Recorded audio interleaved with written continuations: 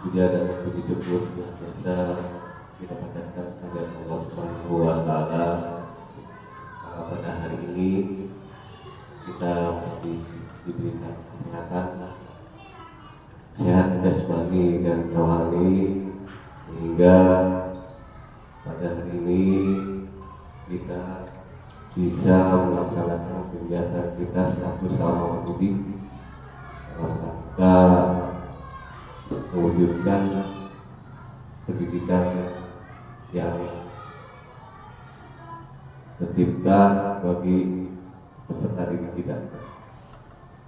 Salawat dan salam senantiasa kita panjatkan, kita tercurah limpahkan pada junjungan alam Nabi besar Muhammad Sallallahu Alaihi Wasallam beserta keluarganya, para sahabatnya, dan pengikutnya hingga akhir zaman.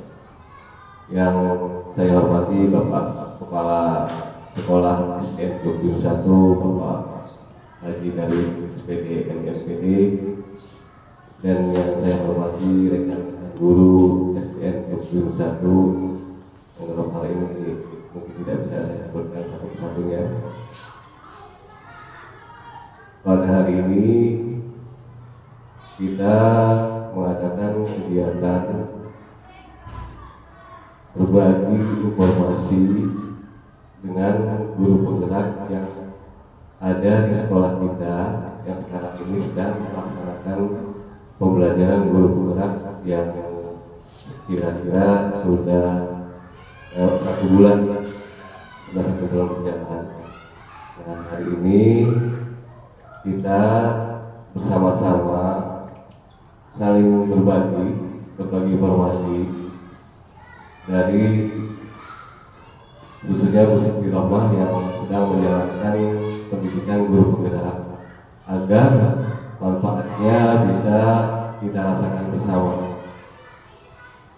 Yang tema pada hari ini yaitu diseminasi budaya positif tentang penyebar luasan agar siswa-siswi dan umumnya warga sekolah SDN 21 bisa mampu menyadarkan diri lewat kesadaran diri mengikuti diseminasi budaya positif di SDN 21. Untuk mempersingkat waktu, kita mulai saja acara kita ini dengan bersama-sama membaca basmalah.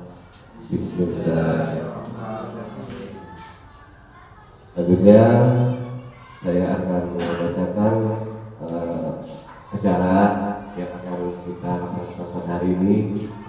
Yang pertama, sambutan dari Bapak Kepala Sekolah SDN 21. Yang kedua, pemaparan yang akan diberikan oleh guru penggerak Bu Siti Rohmah, dan terakhir tutup doa.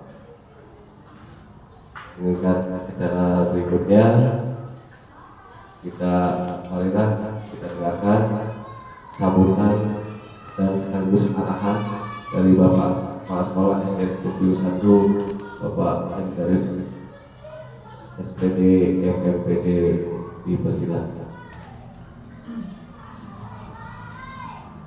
Assalamualaikum warahmatullahi wabarakatuh.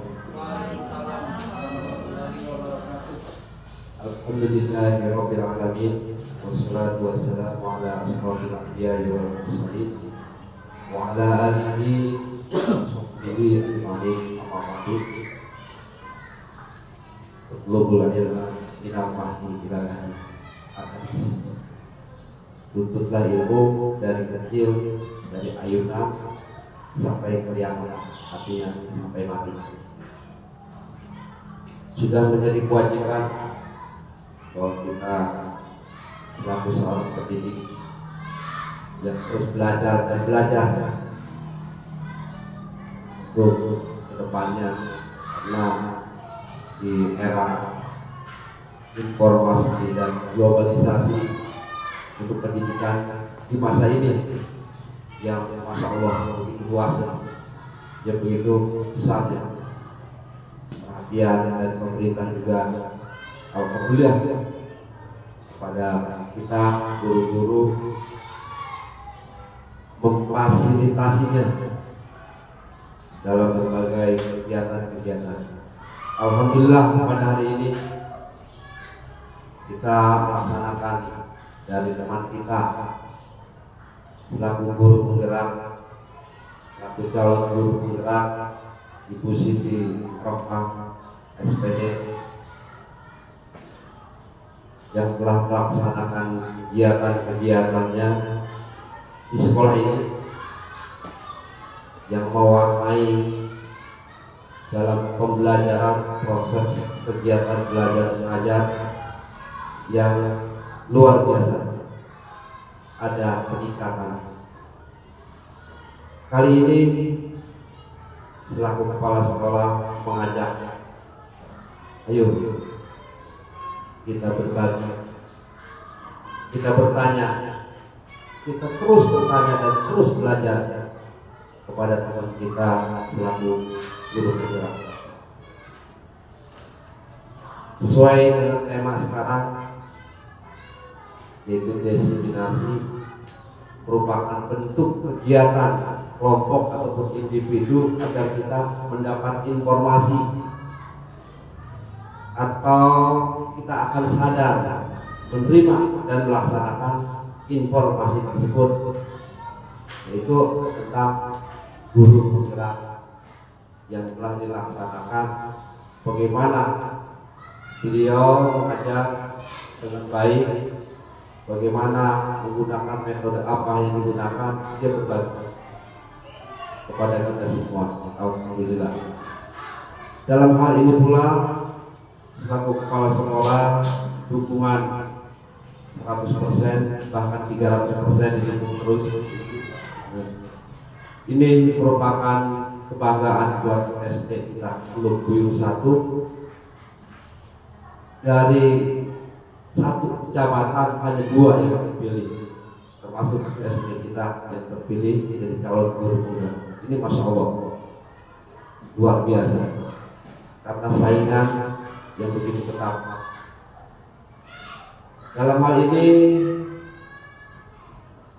mengajak kepada teman-teman guru-guru Dewan Guru SD 21, kita ikuti agenda diseminasi ini guru penggerak dari awal sampai akhir. Harapan kita semua bahwa pembelajaran ada perubahan di SD 21. Hanya itu yang dapat saya sampaikan. Kurang lebihnya mohon maaf. Saya akhiri. Wabillahi taufiq wal hidayah. Wassalamualaikum warahmatullahi wabarakatuh. Waalaikumsalam warahmatullahi wabarakatuh. Waalaikumsalam. Demikianlah sambutan dan pemaparan yang disampaikan oleh Bapak Kepala Sekolah. Semoga kita semua bisa memahami yang dalam hal ini intinya berbagi informasi dari kebetulan kita yang sedang melaksanakan guru penggerak. Semoga kita semua bisa mengambil manfaat dari rekan kita yang sedang melaksanakan pendidikan. Jadi kita perlu bersyukur ya, dari sekolah kita ada yang sedang melaksanakan program guru penggerak, dan apa yang didapat bisa bermanfaat buat kita semua dan menjadikan motivasi biar kita semua nanti bisa ikut. Selanjutnya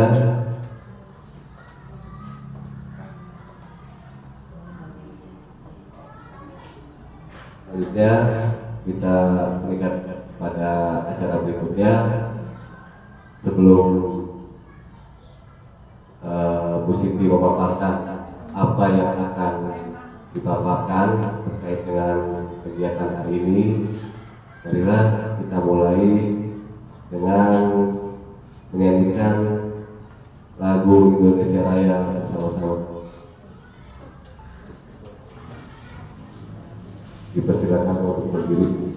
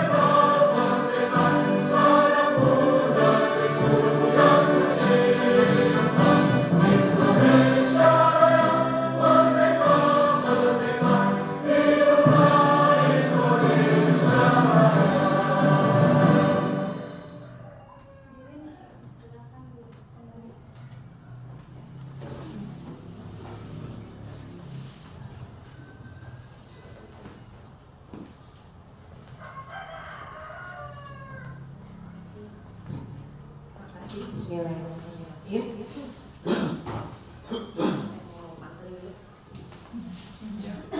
Air geriat tanda-tanda air tenang seperti berlian. Izinkan saya ucapkan salam kepada Bapak Ibu sekalian. Assalamualaikum warahmatullahi wabarakatuh. Waalaikumsalam. Yang saya hormati Bapak Kepala Sekolah, Bapak Haji Darwis SPD MPD. Yang saya hormati rekan-rekan guru SDN Teluk Buyung 1. Alhamdulillah, puji syukur kehadiran Allah Subhanahu wa taala atas berkat rahmat dan hidayahnya kita dapat berkumpul dalam rangka diseminasi budaya positif di SDN Teluk Buyung 1. Sholawat beserta salam semoga senantiasa kita curahkan kepada junjungan kita Nabi besar Muhammad Sallallahu Alaihi Wasallam, pada keluarganya, sahabatnya, umatnya hingga akhir zaman.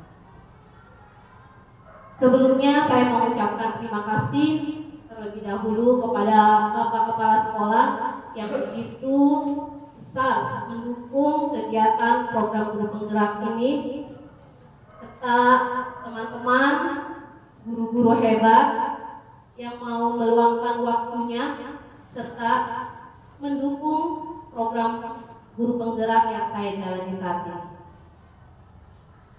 Ini merupakan aksi nyata saya, di mana saya sudah menyelesaikan satu modul. Satu modul ini terdiri dari 4 submodul. Submodul yang pertama 1.1 saya telah mempelajari tentang filosofi pendidikan Ki Hajar Dewantara. Dan submodul yang kedua yaitu 1.2 tentang nilai dan peran guru penggerak. Submodul yang ketiga yang sudah saya pelajari tentang visi guru penggerak. Yang sebelumnya kita sudah melakukan pendampingan individu bersama Bapak Kepala Sekolah dan rekan guru. Yang sekarang yaitu modul 1.4 tentang budaya positif. Kegiatan ini saya lakukan sebagai tugas pengimbasan apa yang sudah saya terapkan di sekolah ini dan bagaimana apa saja yang telah saya pelajari tentang modul budaya positif.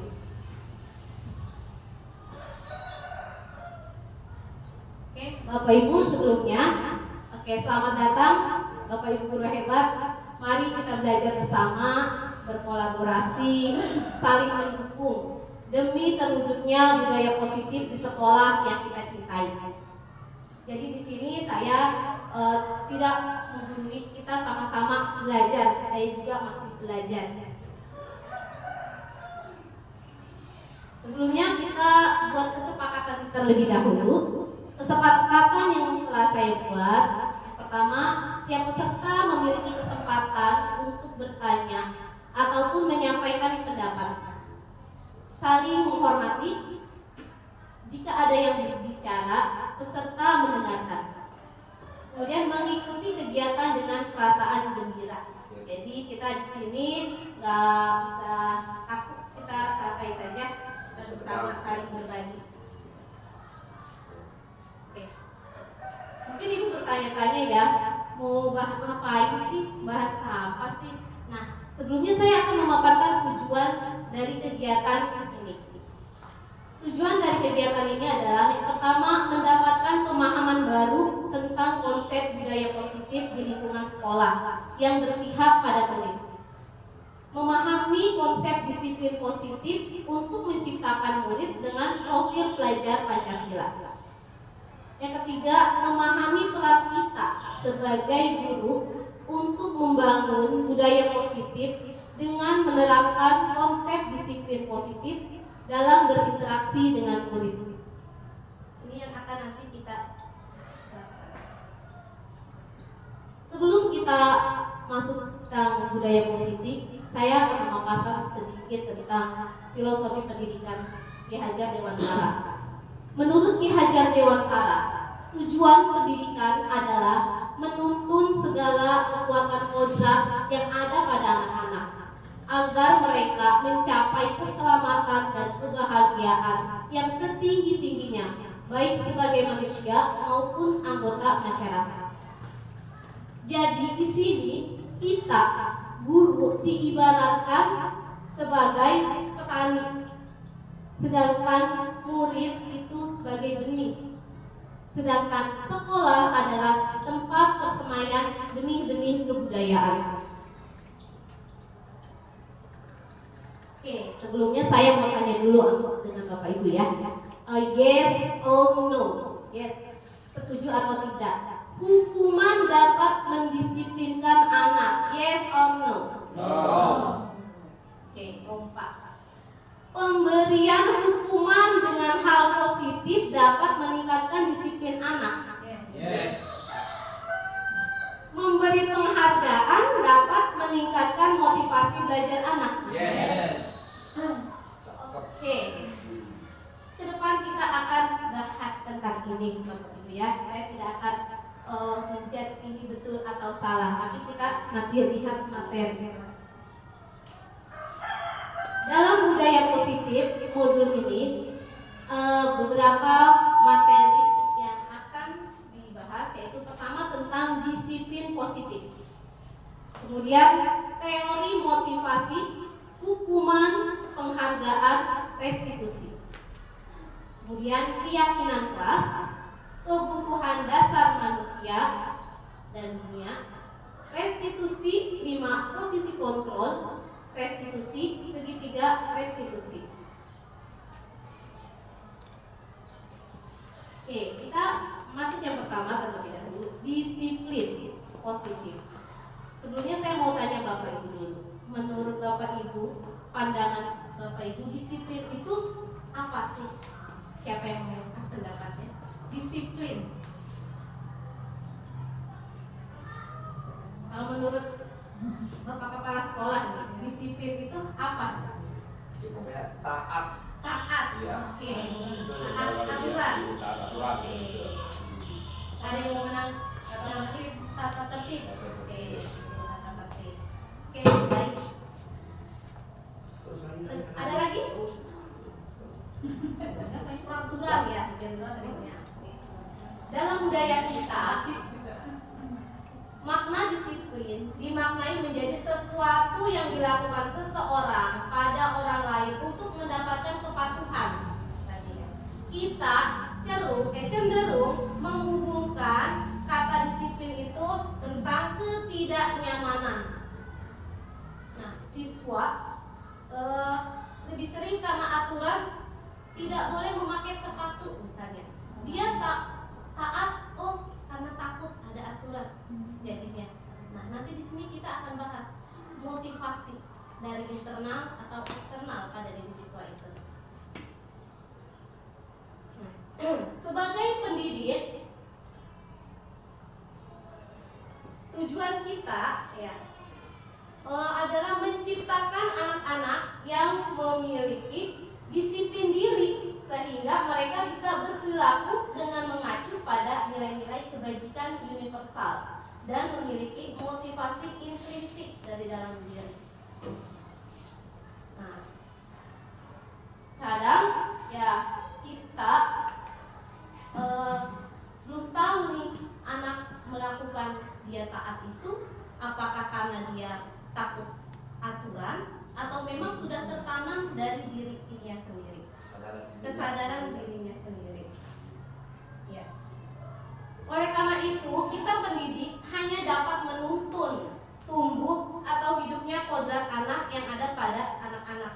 Kita hanya memperbaiki lakunya, bukan dasarnya.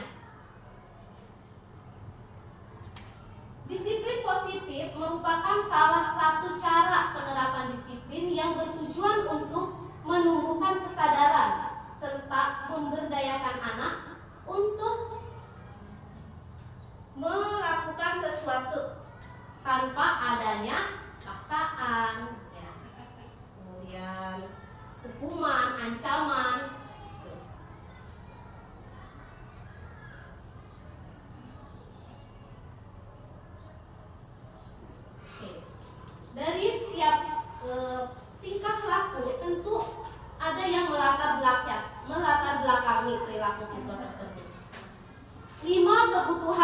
dasar manusia.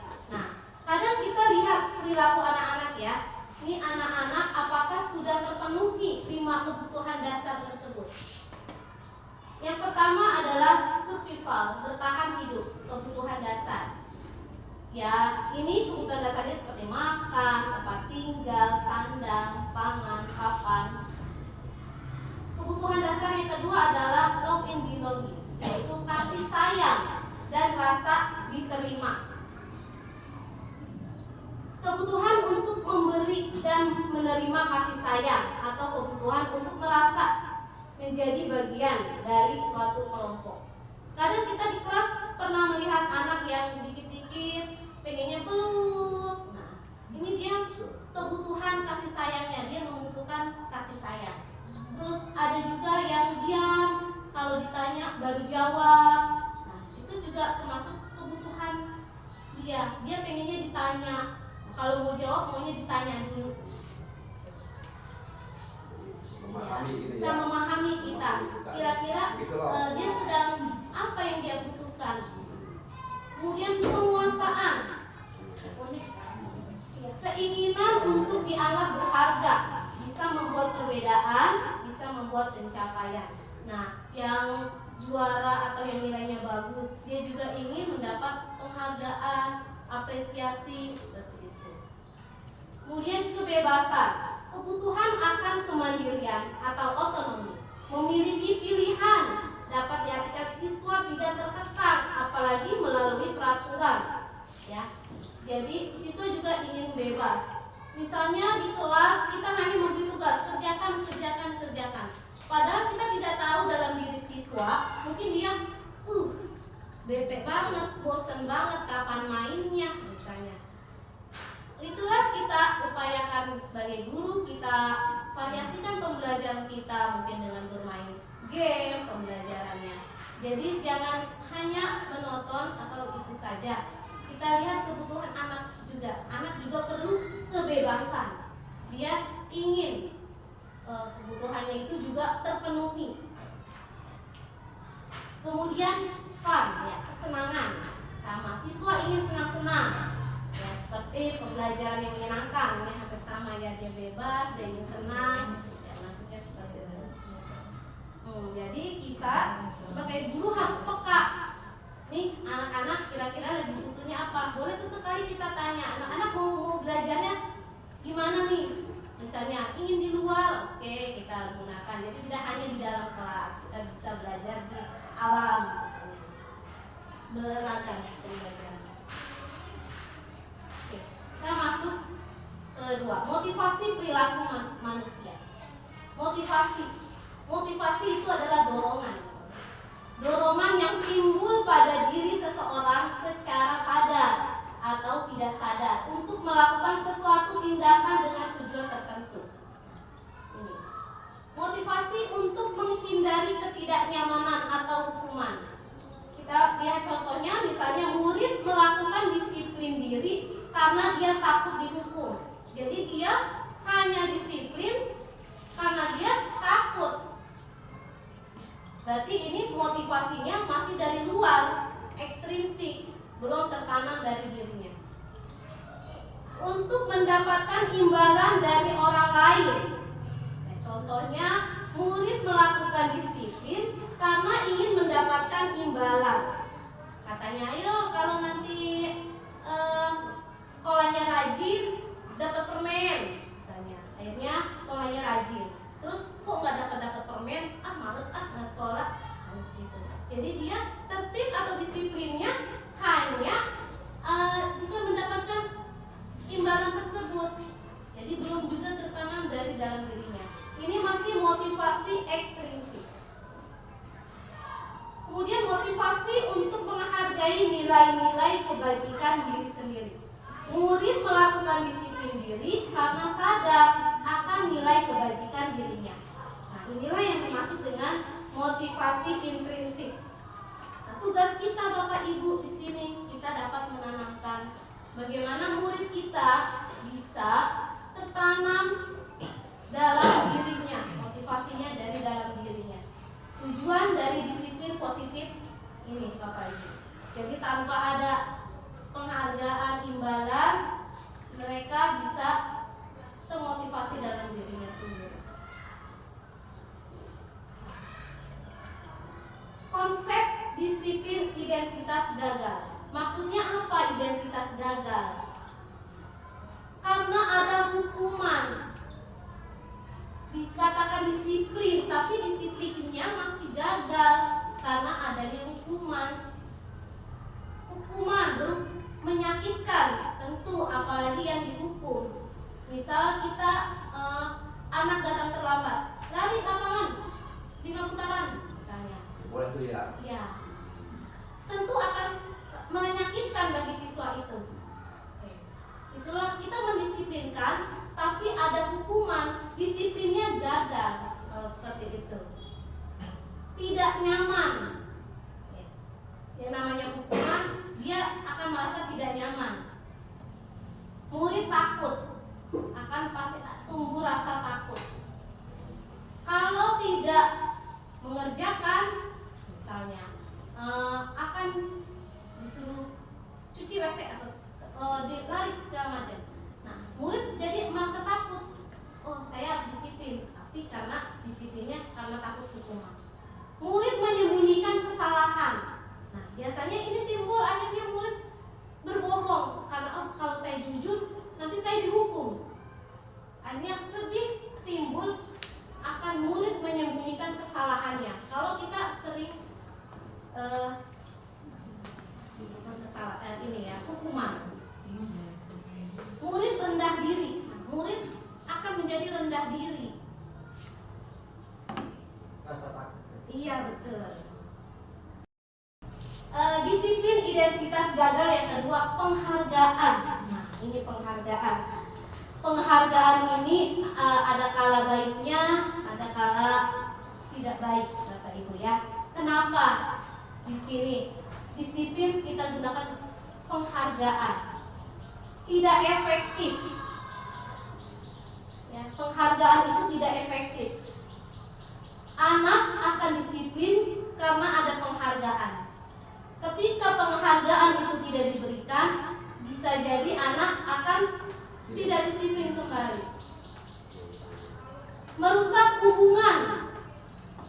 Misalnya yang di kelas A yang dapat hadiah, dia lagi, dia lagi. Misalnya. Karena padahal kita tahu anak itu memang kemampuannya terbatas, kurang. Tapi dalam diri anak juga mempunyai rasa, dia juga ingin sebenarnya. Makanya merusak hubungan. Walaupun kita tidak tahu hati anak ya, secara tidak langsung penghargaan pun akan menimbulkan rasa iri apabila kita hanya memberikan penghargaan bagi siswa yang memiliki kemampuan lebih atau prestasi seperti itu. Mematikan kreativitas. Tadi mungkin gurunya belum tahu apa kelebihannya. Dia aja. Ngapain paling juga nanti dia lagi. Akhirnya seperti itu. Penghargaan, pemberian penghargaan dapat mematikan kreativitas anak. Menghakimi sistem ranking. Sistem ranking juga sebuah penghargaan. Ini merupakan disiplin identitas gagal, Bapak Ibu. Ya. Memang tujuan kita sangat baik, memotivasi. Hanya kecemburuan atau rasa iri bagi siswa yang mungkin tidak mendapatkan itu. Makanya kita anggapkan bahwa anak itu sebenarnya semua unik, ya, tidak ada perbedaan. Merampas hak atau menghargai diri sendiri. Misalnya, dengan kemampuan anak sudah bisa, misalnya, wah nilai kamu bagus nak 100, padahal itu hasil, misalnya orang tuanya. Tiba-tiba ibunya, ibu beliin sepeda ya, kamu udah pinter nilainya 100. Itu merampas hak harga diri anak, padahal anaknya sudah bagus, tapi malah diiming-imingi hadiah. Jadi nanti tadinya dia timbul karena semangat diri sendiri, oh iya nanti kalau saya ini saya dapat hadiah lagi, akan Ininya sudah boleh. ya, Kalau tidak sebelumnya boleh. boleh kan Bu ya? Boleh motivasi. Sebelumnya motivasi dapat nilai 100 nanti Cara sepeda. Boleh, iya. tanggapan motivasi. Boleh. aktivitas ya, nanti jangan sampai nanti penghargaan ini jadi acuan anak. Oh, nanti saya nggak dapat ini nih, nggak dapat hadiah, akan dia lebih down lagi. Yang mana sih yang dikatakan identitas sukses? Nah, konsep disiplin dengan identitas sukses itu konsekuensi. Kita pernah dengar kata konsekuensi ya, gitu ya. Kita juga pernah mengutarakan biasanya. Anak-anak ada yang menumpahkan air misalnya. Kamu sudah menumpahkan air, berarti konsekuensinya kamu harus membersihkannya. Konsekuensinya. Berarti ada rasa tanggung jawab. Penguatannya jangka pendek.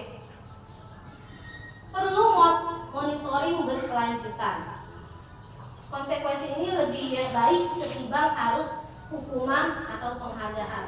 Ya, karena di sini siswa ditumbuhkan rasa tanggung jawabnya. Kemudian stimulus respon, tentu ada hubungannya stimulus respon. Murid mematuhi peraturan. Kehilangan waktu untuk merenungi kesalahan. Memang kekurangannya seperti ini, karena kita tahu konsekuensinya. Mereka melakukan salah, mereka harus juga melakukan tanggung jawabnya. Yang ini yang lebih baik, restitusi, yang sebenarnya restitusi, di mana murid bertanggung jawab atas perbuatannya. Nanti akan kita bahas tentang restitusi. Fokus pada pemecahan masalah jangka panjang. Murid menghormati dirinya dan orang lain. Teori kontrol. Murid bersemangat memperbaiki kesalahannya.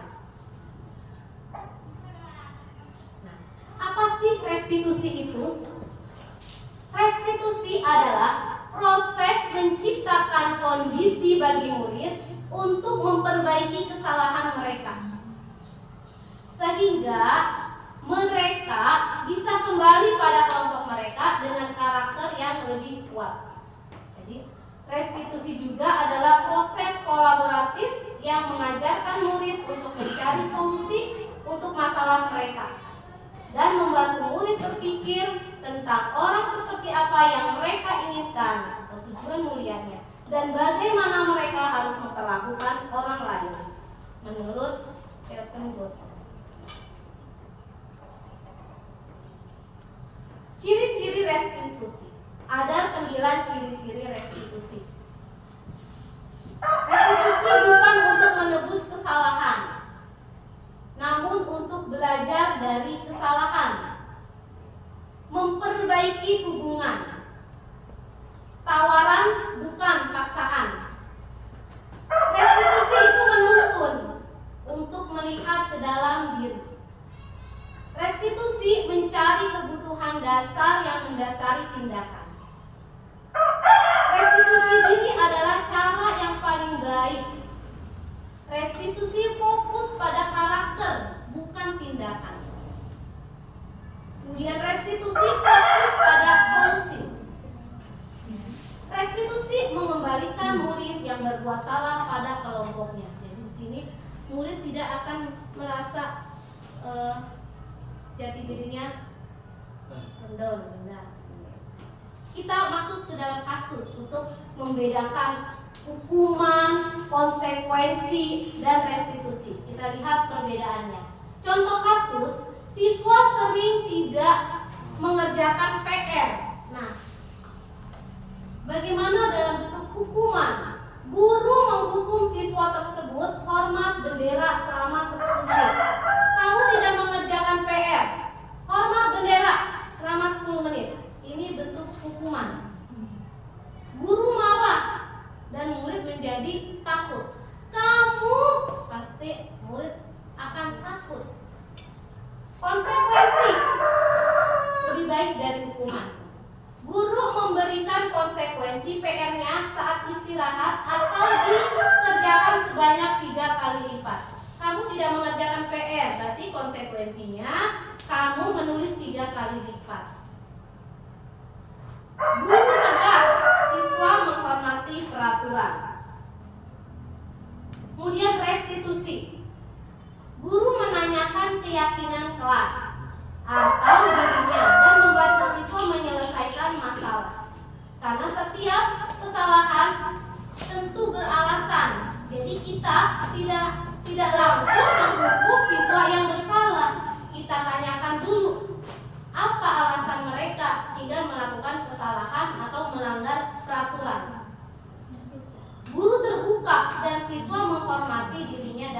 orang lain. Oke. 5 posisi kontrol guru. Nah, nanti kita refleksi diri kita. Kira-kira kita di posisi mana ya, Bapak Ibu? 5 posisi kontrol yaitu guru sebagai penghukum. Kedua, guru membuat orang merasa bersalah. Guru sebagai teman, guru sebagai pemantau, atau guru sebagai manajer. Mari kita simak video berikut ini Bapak Ibu tentang 5 posisi kontrol berupa kasus penanganannya. Salam bahagia Ibu dan Bapak guru hebat. Dalam penerapan disiplin positif restitusi, salah satu program yang dikembangkan adalah 5 posisi kontrol. 5 posisi kontrol dalam restitusi adalah proses perjalanan seorang pendidik agar dapat mengenali dirinya. Pada video kali ini, kita akan membahas tentang 5 posisi kontrol yang dikembangkan oleh Diane Goshen dan contoh penerapannya.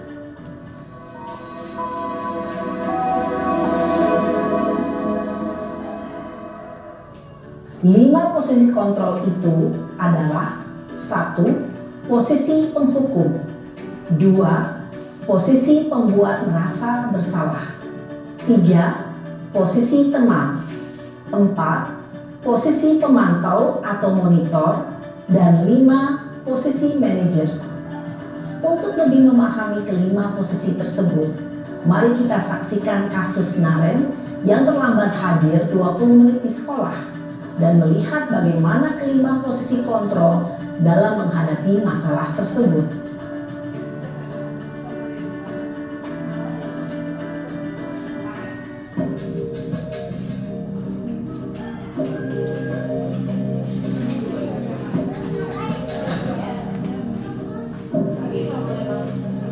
Naren! Sini kamu! Selamat pagi, Bu. Selalu terlambat. Kamu deh, pasti terlambat. Maaf, Bu. Saya Apa? Apa coba? Alasan kamu apa lagi? Kapan sih kamu tidak terlambat? Malas sekali ya kamu jadi anak.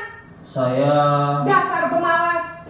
Gak kapok-kapok sih kamu. Sudah berapa kali terlambat? Sana, kamu keliling lapangan basket 2 kali. kenapa saya harus keliling lapangan basket, Bu? Kenapa? Kamu melawan ibu? Berani-beraninya jawab. Sudah terlambat, masih berani jawab pula. Sekarang, keliling lapangan basket 5 kali sekalian. Biar kapok. Cepat. Pergi sana ke lapangan basket. Posisi penghukum biasanya berbicara dengan nada tinggi, menghardik, menunjuk-nunjuk, menyakiti, dan menyindir. Hukuman bisa berupa fisik maupun psikis. Ibu dan Bapak guru hebat, dampak yang terjadi pada murid ketika guru berada pada posisi penghukum adalah murid cenderung akan memberontak, bahkan menyimpan dendam.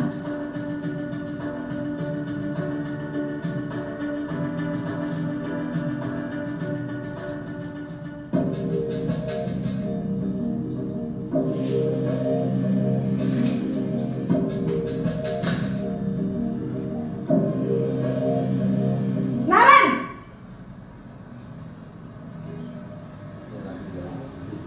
Selamat pagi, Bu. Naren. Kamu kenapa terlambat lagi, nak? Ya Tuhan, Naren. Kamu senang ya bikin ibu susah ya? Kalau kamu terlambat lagi, nanti ibu yang ditegur bapak kepala sekolah, nak. Disangka ibu tidak bisa membina kamu. Duh, gimana ini? Maaf, Bu. Duh, Gusti Naren. Kamu suka ya kalau ibu ditegur bapak kepala sekolah? Terus, sekarang ibu harus tulis apa yang di buku absen? Ini kamu sudah sering terlambat loh. Ibu harus apa coba? Maaf Bu, maaf sekali. Ya sudah, lain kali jangan bikin ibu susah lagi ya nak ya. Ibu tidak akan kuat lagi kalau kamu begini terus. Bisa jantungan kalau ibu ditegur bapak kepala sekolah. Sana cepat ke kelas. Maaf ya Bu, maaf sekali. Posisi pembuat rasa bersalah berbicara dengan nada tenang, cenderung lembut. Namun kata-kata yang diutarakan membuat murid merasa menjadi orang yang gagal, memandang buruk dirinya sendiri, merasa tidak berharga, dan tidak sanggup membahagiakan orang lain. Ketika guru mengambil posisi pembuat rasa bersalah, murid akan menganggap dirinya yang bersalah dan ia akan menyimpan emosi negatif tersebut di dalam dirinya.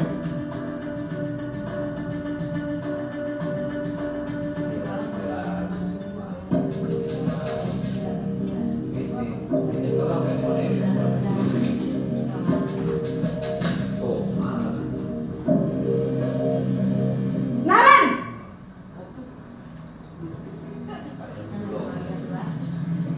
Selamat pagi Bu. Wah, sudah jam berapa ini nak? Terlambat lagi ya sayang. Iya Bu, habis ibu saya lupa bangunkan saya Bu. Kamu malah menyalahkan ibu kamu. Kamu bukannya anak yang larinya paling kencang. Kok terlambat sih? Iya Bu, saya memang terlambat bangun tadi. Jadi biarpun saya lari kencang, tetap gak kekejar Bu. Ya sudah sana. Nanti lain kali larinya lebih kencang lagi ya. Biar gak terlambat lagi. Bikin seneng ibu. Demi ibu. Bisa kan? Bisa lah Bu. Ya sudah sana masuk kelas. Ibu beresin urusan absen kamu. Kamu ini ada-ada saja.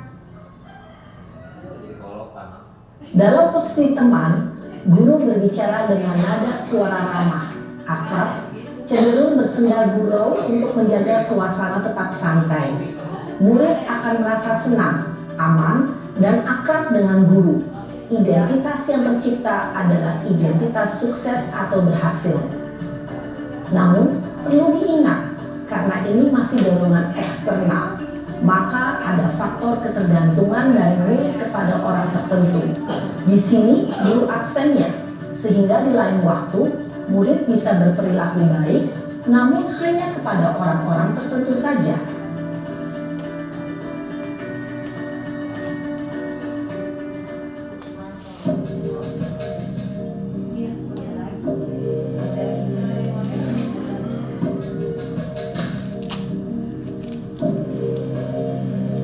Naren!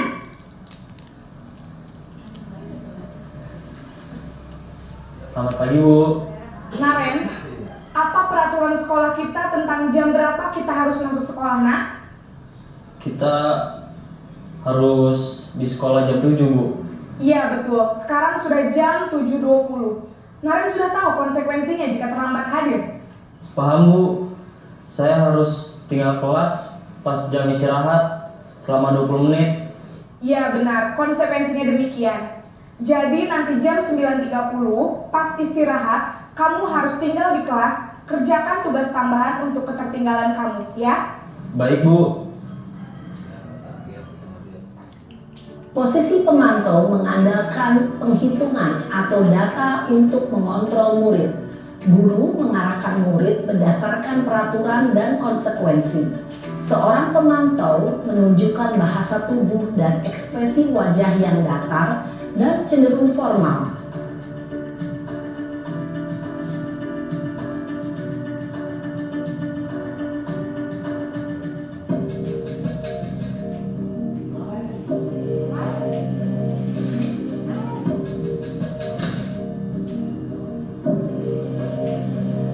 Naren!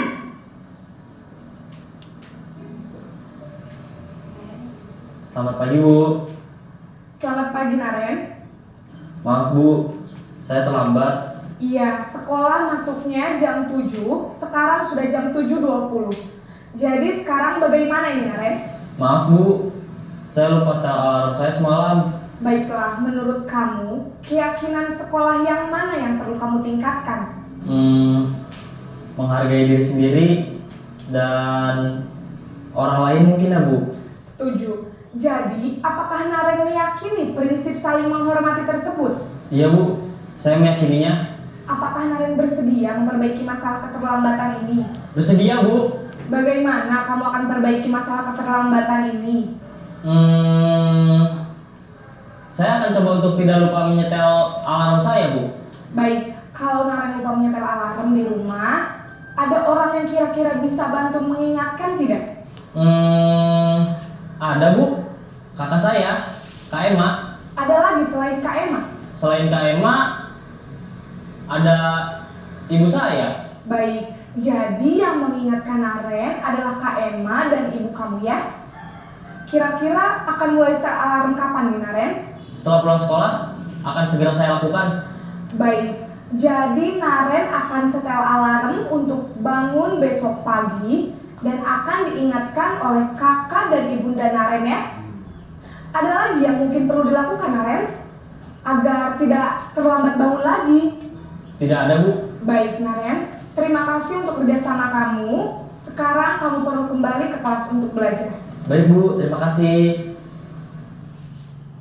Posisi manajer adalah posisi kontrol yang disarankan untuk membimbing murid memiliki sikap disiplin yang positif, yaitu murid yang mandiri, bertanggung jawab, dan dapat memecahkan masalah. Tujuan dari posisi ini adalah agar murid dapat berefleksi atas tindakannya. Guru akan dengan tulus memberikan pertanyaan-pertanyaan bermakna, sehingga membuat murid dapat belajar dari kesalahannya dan mencari sebuah solusi untuk menyelesaikannya. Ibu dan Bapak guru hebat, setelah mengamati adegan kelima posisi kontrol tadi, kira-kira posisi mana yang paling ideal? Posisi mana yang dapat menunjang motivasi intrinsik murid? Ya, tentu posisi manajer. Posisi ini memang posisi ideal yang ingin dituju setiap pendidik. Pada posisi inilah, guru dapat menerapkan disiplin positif yang berpihak pada murid, yang memerdekakan murid. Perjalanan seorang pendidik tentunya tidak mudah untuk sampai pada posisi seorang manajer. Namun, tujuan kita pasti, yaitu menciptakan murid-murid yang mandiri, merdeka, dan bertanggung jawab. Semoga penggambaran 5 posisi kontrol yang telah diperlihatkan ini dapat menjadi ajang refleksi bagi kita semua, agar dapat terus mengasah dan menerapkan disiplin positif yang memerdekakan murid. Mari terus berlatih dan bersemangat. Selamat menerapkan. Salam dan bahagia Ibu dan Bapak guru hebat. Mantap ya.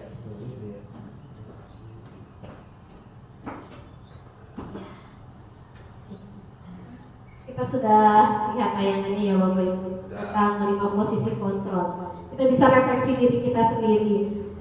Di posisi mana sih kita saat ini? Ya, mungkin apakah penghukum, pembuat merasa bersalah, teman, pemantau, atau manajer.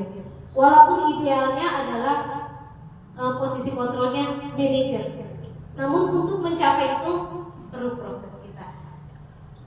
Hanya kita yang dapat merubahnya sendiri. Ya. Jadi di sini kita berefleksi. Ternyata posisi saya sementara ada di pembuat merasa bersalah misalnya. Semoga akan lebih meningkat lagi dalam kita mengatasi murid-murid kita. Jadi hindarkanlah di posisi kita sebagai penghukum. Tujuan di sini disiplin positif, idealnya supaya kita guru bisa menerapkan sebagai manajer. Boleh sebelumnya kalau ada yang mau bertanya, apakah masih bingung tentang 5 posisi kontrol ini? Bisa ya. Pak Neni, bagaimana, ada yang mau ditanyakan? Bisa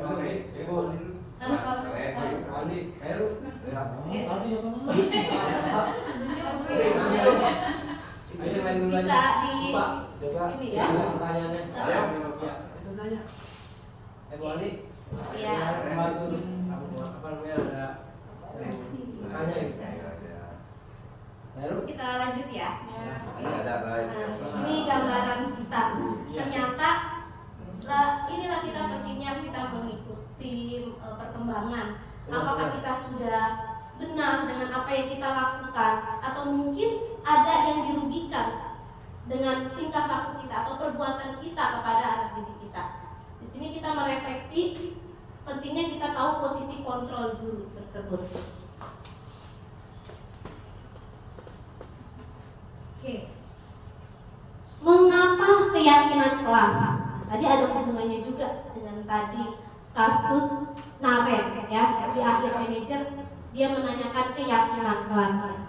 Nah, di sini kita akan saya akan berbagi pengalaman tentang keyakinan kelas yang sudah saya terapkan di kelas 4. Mengapa keyakinan kelas? Mengapa tidak peraturan kelas? Saya membuat pertanyaan pemantik. Mengapa kita memiliki peraturan tentang penggunaan helm pada saat mengendarai kendaraan roda 2 atau motor? Aturannya kan menggunakan helm saat mengendarai motor. Mengapa? Keyakinan kitanya supaya apa? Supaya aman. Supaya aman. Nggak kepanasan Nggak kita. kepanasan. Kalau jatuh juga kepala nggak terlalu kepala. Terlindungi. Nah itu buat keselamatan kita ya. Iya. Nah itu keyakinan kita kan. Nah kita pasti akan melakukannya karena kita yakin, oh kalau saya nggak pakai helm nih nanti bisa terbentur. Nah itu karena tertanam keyakinan. Kemudian mengapa kita memiliki peraturan tentang penggunaan masker dan mencuci tangan? Ya. Kenapa? Pada zaman COVID kemarin kita kan sibuk harus cuci tangan. Ya ada aturan menggunakan masker. Sebenarnya tujuannya untuk apa? Kebersihan, terus kesehatan. Itu keyakinan kita kan. Kalau ini nanti untuk kuman, virus, debu. Nah, beda lagi kalau yang tidak kalau hanya peraturan, buat apa? Nggak COVID buka berarti itu hanya mematuhi aturan. Motivasinya hanya eksternal. Hanya ada peraturan saja dipatuhi karena musim COVID nih udah nggak ada lepas lagi misalnya. Tapi kalau dia tertanam akan keyakinan dia berpergian debu mungkin. Nah itu gosok ada lagi alasannya. Ini dia. Ya itulah yang dinamakan keyakinan. Ya. Kita melakukan itu karena keyakinan kita. Karena kesehatan, karena keamanan. Ya, saya akan berbagi pengalaman saya pembuatan keyakinan di kelas. Sebelumnya saya akan putar video.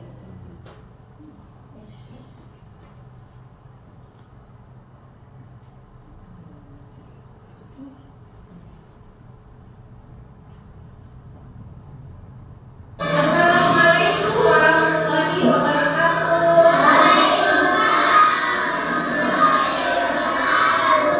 Selamat pagi anak-anak. Hari ini kita akan membuat keyakinan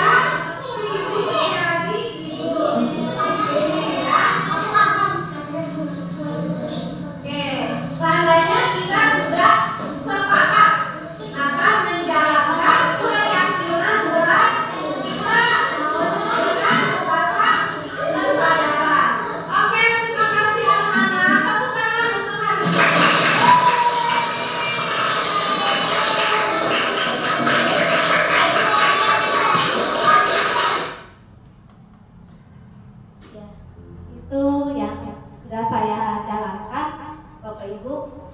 Jadi saya melakukan pengimbasan di sini. Apa yang sudah saya jalankan di sekolah, saya telah membuat keyakinan kelas. Di mana dalam pembuatan keyakinan kelas ini terlebih dahulu saya mengajak anak-anak untuk membuat peraturan. Peraturan itu sifatnya atau katanya masih negatif ya, berupa jangan, tidak boleh. Nah, dari kata aturan yang dibuat oleh anak-anak tersebut, kita ubah dulu kalimatnya menjadi kalimat positif. Jangan membuang sampah sembarangan. Kita ubah menjadi buanglah sampah pada tempatnya. Kita hilangkan kata jangan, tidak. Nah, kemudian dari kalimat positif itu kita ubah ke dalam nilai-nilai universal keyakinan kita. Disiplin, seperti itu, tanggung jawab, menghormati, saling menghargai, saling menyayangi. Nah, nanti apabila anak kita melakukan kesalahan atau pelanggaran keyakinan kelas, kita tanyakan apa keyakinan kelas kita. Nah, mereka akan ingat, oh iya, tadi kalau misalnya minjam barang teman harus izin, berarti harus saling menghargai atau menghormati. Anak akan diingatkan terlebih dahulu oleh kita. Jadi kita jangan langsung memarahi anak tersebut. Pertanyakan keyakinan.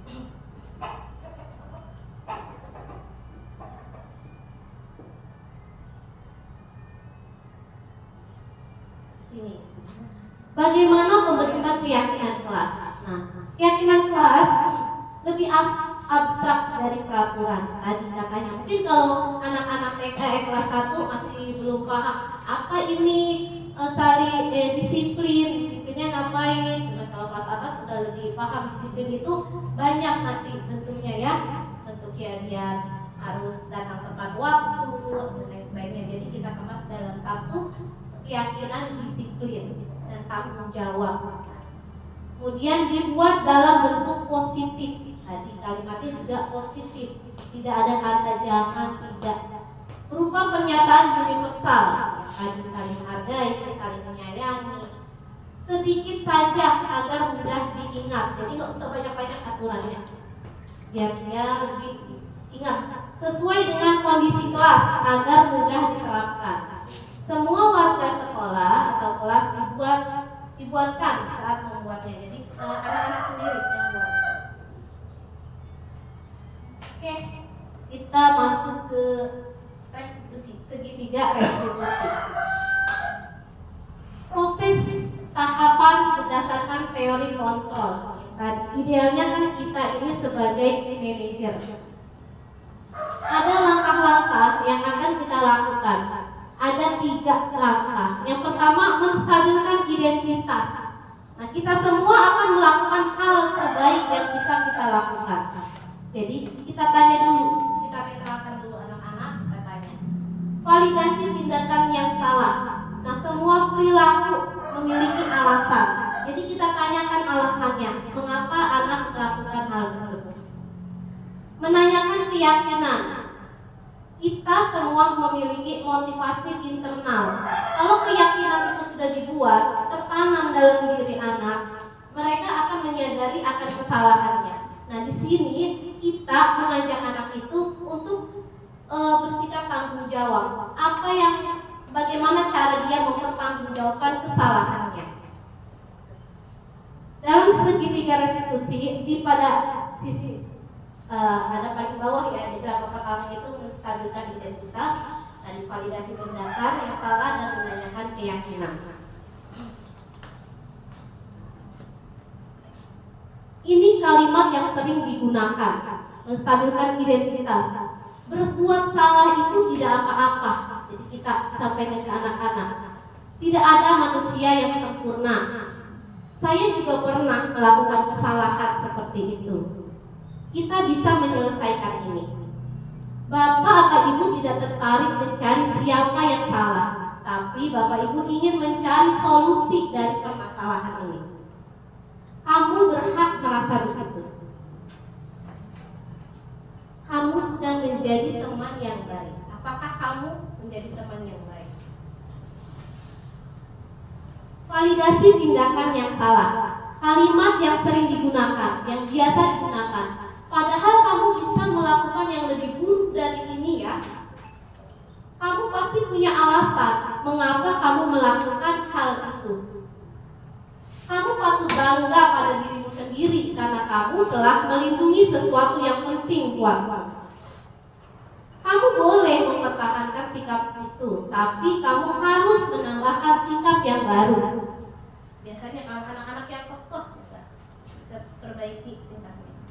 Menanyakan keyakinan, nah ini dia di akhirnya. Apa yang kita percayai sebagai kelas atau keluarga, keyakinan yang sudah ditanamkan. Apa nilai-nilai umum yang kita telah sepakati? Apa bayangan kita tentang kelas yang ideal? Kamu mau jadi orang seperti apa? Itu yang kita tanyakan kepada siswa. Di sini kita akan melakukan praktek, Bapak Ibu ya. Tadi kita sudah melihat cuplikan. Nah, saya ingin mengajak salah satu rekan untuk mempraktekkan idealnya guru sebagai posisi manajer. Walaupun mungkin saya juga masih jauh dari posisi tersebut ya, tapi kita coba kerahkan. Dipersilakan untuk Bapak Yusuf ya. Baik, kita akan melakukan praktik ya Bapak Ibu. Oke, sebelumnya saya akan bacakan skenario-nya terlebih dahulu. Anda bernama Yusuf, seorang murid kelas 5 SDN Teluk Buyung 1. Sewaktu jam istirahat, Anda melihat Amira yang sedang memperhatikan hasil ujian atau ulangan yang didapatkannya. Anda menghampiri Amira dan bertanya, berapakah nilai yang didapatkannya? Amira menjawab, mendapatkan hasil 60. Seketika Anda merasa senang dengan nilai yang 90 yang Anda dapatkan. Rasa senang itu Anda keluarkan dengan mengucapkan, "Ye, nilai saya lebih bagus dari kamu." Kamu tidak belajar dengan benar sih. Belajar lebih keras lagi ya. Hehehe. Dengan nada menyindir. Amira yang mendengar itu langsung tiba-tiba terlihat sedih dan terlihat mulai menangis. Anda langsung merasa bersalah, memutuskan untuk keluar dari kelas. Sewaktu jam pulang sekolah, guru Anda meminta waktu sebentar untuk berbincang dengan Anda.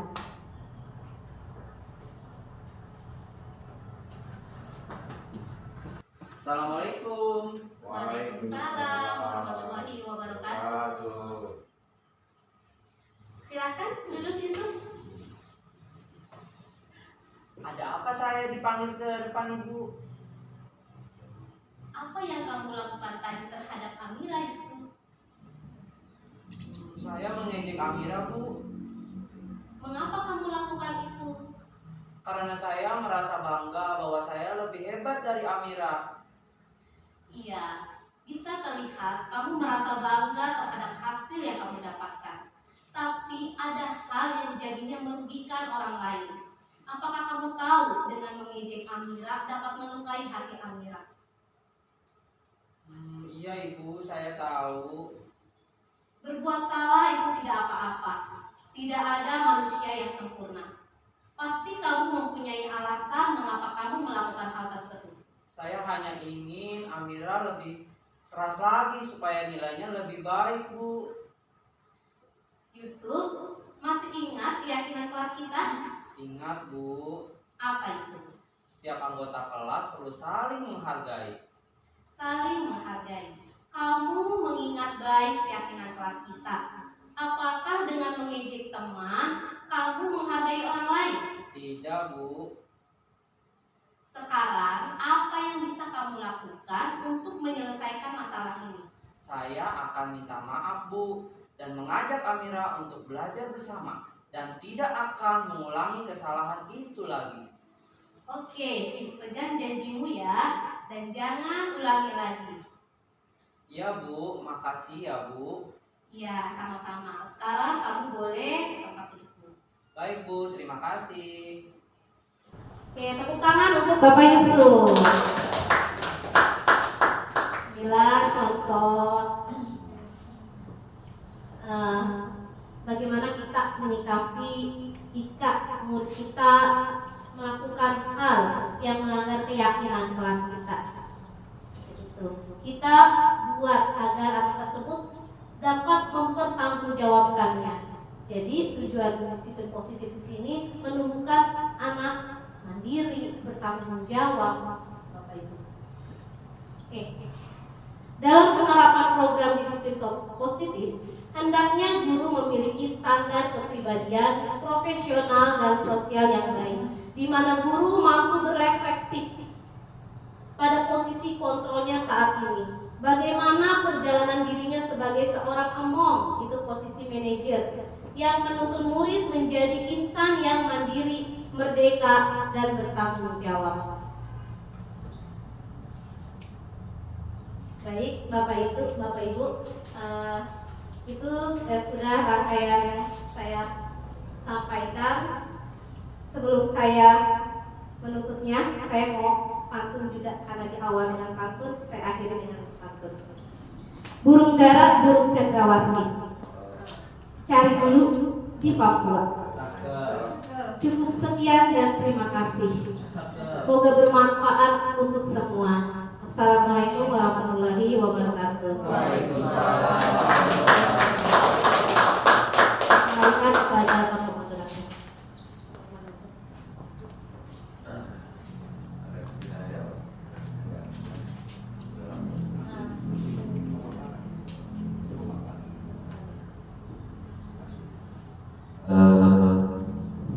Demikianlah paparan dari Bu Siti Ahmad selaku guru penggerak di SDN Lupil 1 yang pada hari ini apa yang dia dapatkan, apa yang dia pelajari, kita semua bisa mengambil manfaat, ya, mengambil manfaat.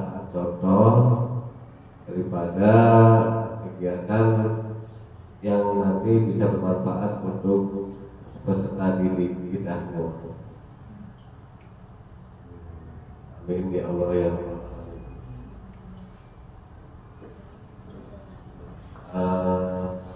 Pada hari ini saya sudah semua rangkaian kegiatan kita. Marilah bersama-sama kita tutup dengan membacakan alhamdulillah.